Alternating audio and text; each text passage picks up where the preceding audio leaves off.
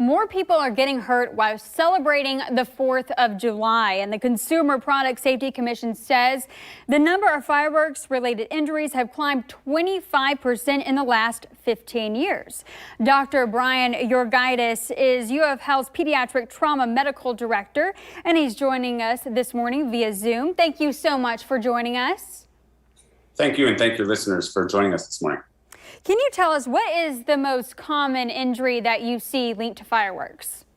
Sure. So burns are one of the most common injuries we see with fireworks, and the body part injured most is the hands that we see. And certainly every year that I've been on call and the weekends around or during 4th of July, we certainly see a fair number of injuries in which people have devastating injuries to their hands.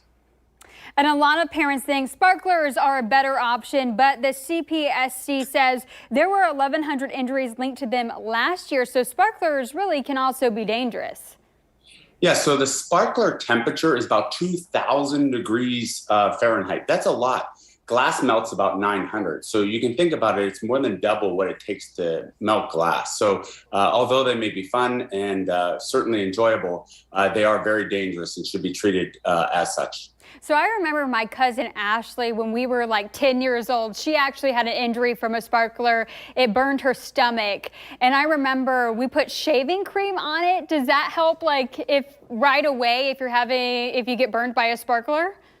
So the most important thing is to make sure the sparkler is extinguished so no further injury occurs. And then tepid water, so tap water to cool the area. And then if it looks like it's bigger than just some redness, is to come into the emergency department.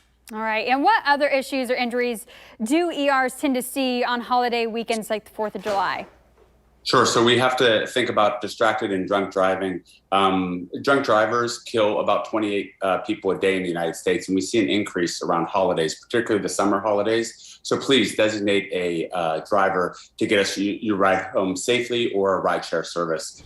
One thing that we also see is grills, whether that be barbecue or gas grills, that children often playing outside, food's cooking, and they could get burnt with that. So we would ask that you make sure that you're cooking in a safe area and the kids are away. Even animals too. We can't forget about our furry friends. They may be sensitive to the noise of fireworks, but also the gas grills and things like that.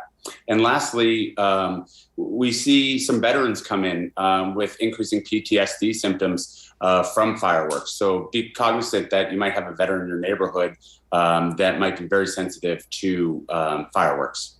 That is definitely important to note. I remember I had a coworker a few years ago and he had PTSD from fireworks, and so we made sure we didn't send him out covering any fireworks shows. So definitely be mindful if you have neighbors who are veterans in your neighborhood. Thank you so much, Dr. Yorkgitis, for joining us this morning. Thank you, and I hope all the listeners have a safe 4th of July weekend. Thank you.